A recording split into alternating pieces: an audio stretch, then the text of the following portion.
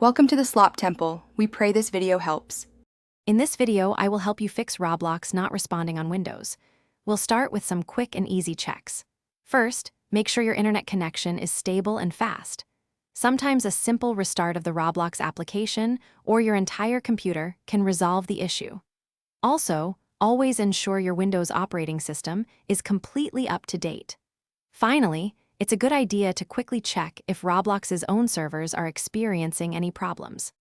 Next, let's look at graphics and compatibility. Outdated graphics drivers are a common culprit, so update them. You might also try running Roblox in compatibility mode for an earlier Windows version, which can sometimes resolve conflicts. Lowering the in-game graphics settings can reduce strain on your system.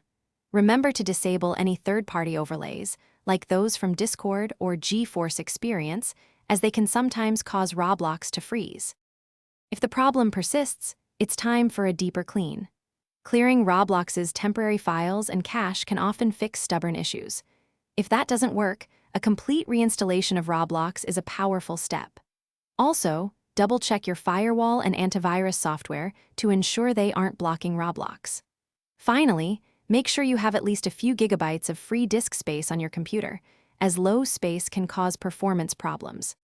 For more persistent issues, we'll explore advanced system solutions.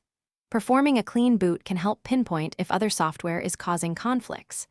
Running the System File Checker, or SFC, can repair corrupted Windows system files. Resetting your network settings to their default configurations can resolve connectivity problems. As a last resort, creating a new Windows user profile can sometimes bypass profile-specific issues, giving you a fresh start. Thanks for watching. Consider subscribing if we helped you.